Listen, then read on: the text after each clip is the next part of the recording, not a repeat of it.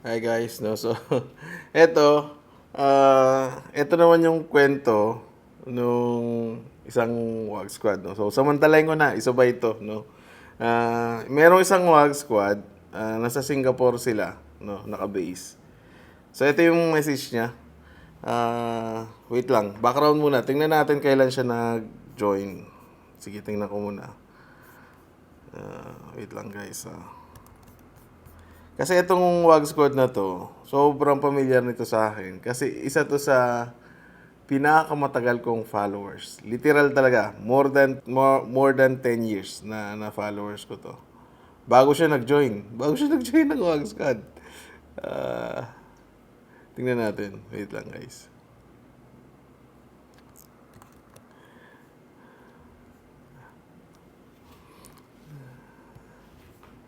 So, first message niya, try natin backtrack. So, first message niya. So although yung first message niya is 2025, pero familiar na ako sa kanya dahil nagla-like siya sa mga post ko. Tapos nung first session namin, kinonfirm ko, Paps, parang familiar ka sa akin. Matagal ka na ang follower ko. No? Sabi niya, yes sir.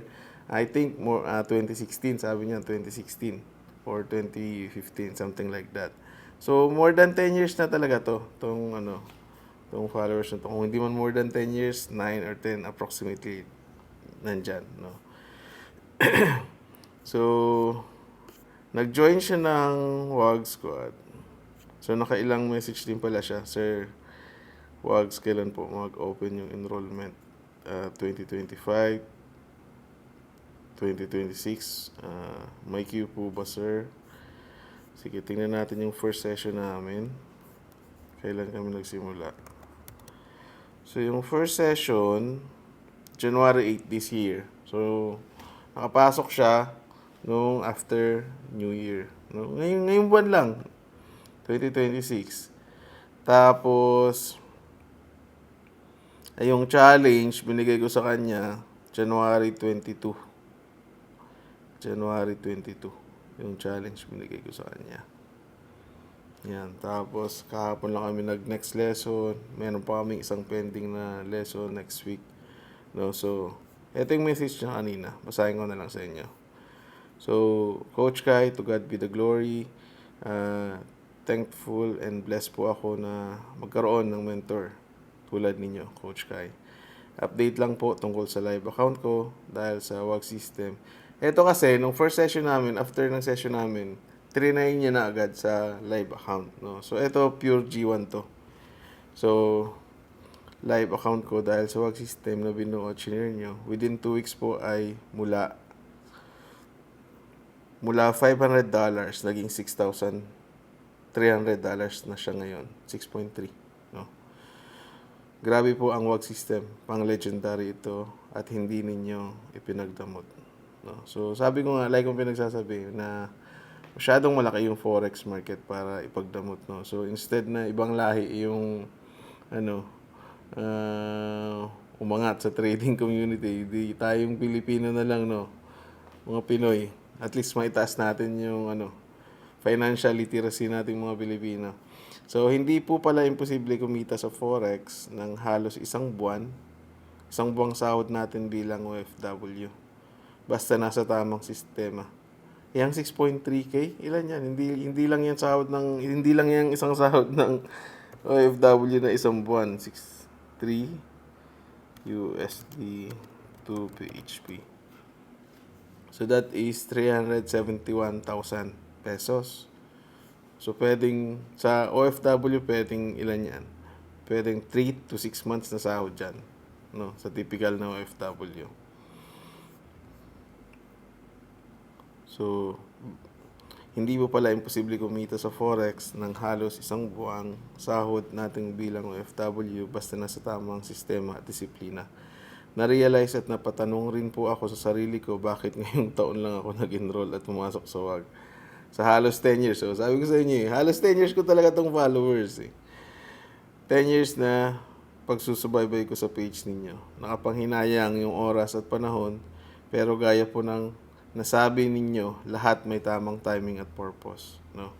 So, yun, sinabi ko sa kanya yun na there's a perfect time for everything, no? Kahit po masunugan ako noon sa stocks at crypto, malinaw ngayon na dinala ako ng Diyos sa tamang sistema at community. Napakalaking blessings po nito sa amin ni Mrs. Lalo na't upcoming na ang panganay namin this March. Looking forward po kami na ma-achieve ang financial at time freedom with God's help. Maging katulad mo din, sana ako, Coach Kai. Full-time dad, part-time trader para masubaybayan paglaki ni baby. God bless po. Stay healthy po. Mas marami pa kayong mabagong buhay. Ayan. So, ito yung performance niya. So, kumita siya ng, ang nandito, yung current balance niya is nasa 6.3. Pero yung eksaktong net profits niya, 5,964. Ilan yung 509? 5,964. 5,964. So, 352,000 pesos pa rin. In less than a month. In less than a month, 352,000 pesos. In less than a month. So, ito pa yung matindi, considering na yung capital na dineposits niya is nasa $550 lang. Tapos nagkaroon na siya ng withdrawals ng $200. Siguro ito nung medyo malaki-laki na. No? Grabe, $5,964. So, sa total trades niya na 392, nagkaroon siya ng losing na 74 na trades, no? Tapos yung winning niya nasa 318. So 81% yung winning rate niya at this moment, no? Profitability niya nasa 81%. Pero sabi ko nga, kahit 60% na winning rate, as long as merong ang proper na risk and reward, sobrang ganda niyan. Mapapalaki mo pa rin yung capital mo. Kahit medyo 60% lang yung winning rate mo. Okay. So, very inspiring. Very inspiring din yung story ng Wag Squad na to. Nakalimutan ko, meron pang isa eh. Kachat ko kahapon. Try kong isabay na lang din. Wait lang kung search ko lang. Okay. So, etong isa naman, okay.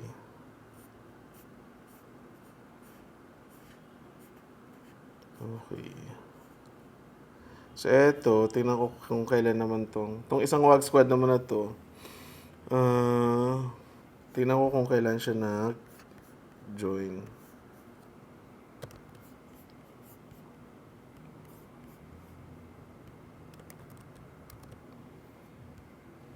So, etong isang Wag Squad naman na to, nakalimutan ko kung saang country to eh. Pasensya na, Paps, So, yung first session namin is August 31, 2025 last year. Pero nag-inquire siya sa page. Tingnan ko ulit dito sa page ko. Pasensya na guys hindi ako organize sa mga ganitong information. Kasi nga, pagka nakaisip ako mag-record ng content, puro impromptu. No? Kasi kailangan ko nakahawa ng oras lang para maka-content ng ganito. Kaya pinagsasabay-sabay ko na.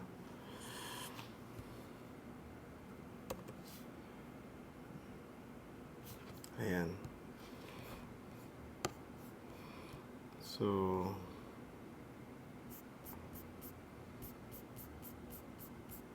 So nag-inquire siya, August din. August din siya nag-inquire last year. So pag-inquire niya, nakapasok agad siya. Ayan, August siya nag-message eh. August 15. Tapos yung session namin nag-start August 31. Yan yung first session namin. Tapos yung challenge, binigay ko sa kanya September 18. So after 18 days, no. Tapos Something like that. Natapos kami October 11 na sa lahat ng lessons, no. So kanina, ay hindi kanina. Anong date to? Last week. Last week pala, sorry. Last week. So sabi niya, "Hi Pops, mas confident na ako ngayon sa trading dahil sa'yo." So ang nilalaro niya, G1, G2, G4 combination. Nagtry ako i-challenge ang sarili ko to reach 10k USD using 500 plus USD. So, another WAG squad to. Iba to kanina, yung taga Singapore. 500 din yung ang starting capital nun. Ito, separate naman to. 500 din yung starting capital niya. So, sa WAG squad, during the course, ang pinapademo ko is 1K, ideal, no? Pero again, sinasabi ko pa ulit-ulit, the moment na ma-develop nyo yung skill set nyo, hindi kailangan 1K yung kapital. Sabi ko nga, kahit $200 to $500, basta meron ka ng proper skills, pwede mo na mga paangat yan paunti-unti. No? So, ito, another $500 na kapital. Pero I think it was too late to save my FX book drawdown. So, medyo nag-drawdown siya sa $500. But my real purpose is not to lose the 500 easily. So, I added 1,100 plus. So, nag-top up siya, 1,1, no? My total capital, to be exact, is 1,640. So, I gained 2,000 USD, then I transferred 1,000, no, to C-Trader para palaguin. Pero nakita ko, doble yung fees kesa sa MT4. Napalago ko yung 1,000 to 1,300 plus, kaya binalik ko sa account ko. Bali, nag-record na deposit na yung ibinalik ko sa account. Pero in reality, 1,640 lang ang total deposits, no. So, yun yung storya nun. Naabot ko ang 10k USD ngayong month lang, though may mga ipit ako. Pero sa BTC naman, yun na pwede ko i-close anytime, pero hinahawakan ko lang talaga. Okay.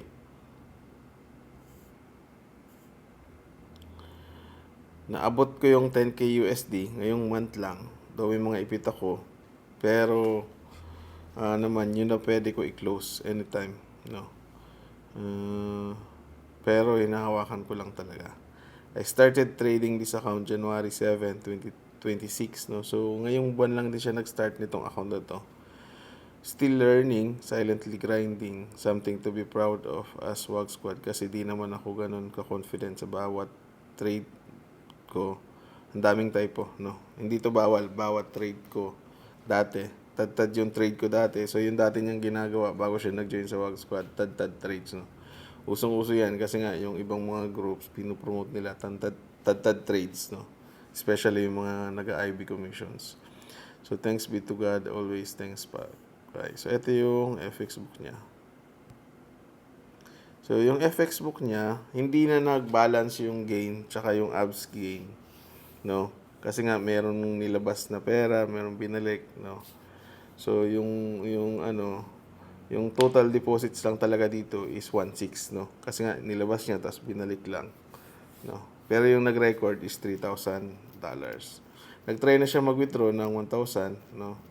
Pero yung profit is nasa $8,484. Magkano yung 8,484? So, 8,484 USD to PHP. I think na-post ko to, no, naalala ko na. Pinost ko to nung isang araw. Nilagyan ko pa doon ng conversion kung ilan yung 8,484 USD. Naalala ko na. So, nasa 500,000, no, pesos, half M. Half M yung kita niya in less than a month. No, so medyo sobrang nakaka-hype to, pero again, warning sa mga newbies, no. Hindi lahat ganito. Hindi siya madaling ma-achieve, hindi siya typical na na-achieve ng mga traders. Hindi siya basta-basta, no. So, kung newbie ka tapos napanood mo to, kaya ko yan, madali lang yan. Disclaimer na lang, no. Hindi araw-araw Pasko, hindi buwan-buwan Pasko, no. Kailangan mo talagang trabahuin yung skill set. Okay? I think yun lang, no. Try ko na lang itong pagsamasamahin pag inedit ko, no? So, 4 na WAG squad, no? Siguro yung una, yung taga China, no? Yung babae. Tapos yung pangalawa, yung pangalawa, yung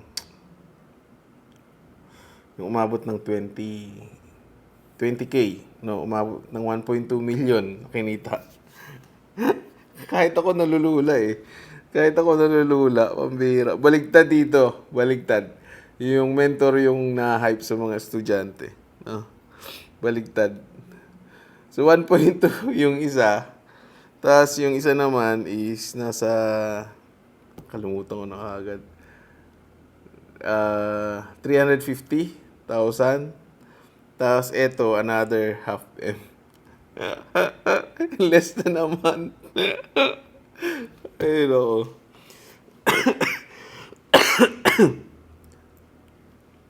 I think yun lang, no? Hopefully, maging encouragement to sa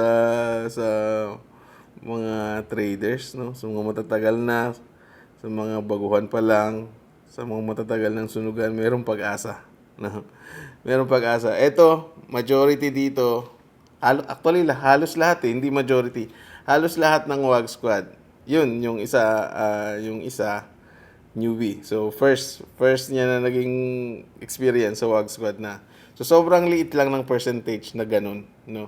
Majority ng nagiging WAG squad, galing na talaga yan sa iba't ibang group, galing na yan sa iba't ibang sunog, galing na yan sa iba't ibang scam, galing na yan sa iba't ibang robot group, free signal group, na naka-IB commission. So, marami na silang pinanggalingan. Normally, ito talaga yung katotohanan. Normally, ako yung nagiging last baraha. Ako yung nagiging last baraha, no? So, and majority itong mga WAG squad na to, ito yung reality. Majority ng WAG squad, sila yung mga traders, sila yung mga tao na matataas yung trust issues nila, no? Yan yung totoo. Kasi, majority ng WAG squad, kahit pa hindi yung WAG squad majority ng nakafollow sa akin, bago kayo pumasok sa akin, nag-o-observe muna kayo ng ilang weeks, ilang months, yung iba ilang taon na nag-o-observe, no? Kung ano ba talaga to? Legit pa talaga to? Bakit puro memes yung pinupost nito? Bakit hindi siya nagbebenta? Bakit hindi siya nag-hard sell sa mga post niya? Bakit? So, hindi ko kasi personality yun eh, no? So, yun ang gusto ko lang sabihin, majority sa inyo, mataas yung trust issues, no? Hindi kayo papasok sa akin na hindi nyo ginawa yung due diligence nyo. I think yun lang, no? Medyo napahaba na tayo. Maraming salamat sa oras, guys, no? God bless everyone and hopefully medyo maganda yung trading weeks nyo. Ayan, no? So, yun lang. Bye. God bless.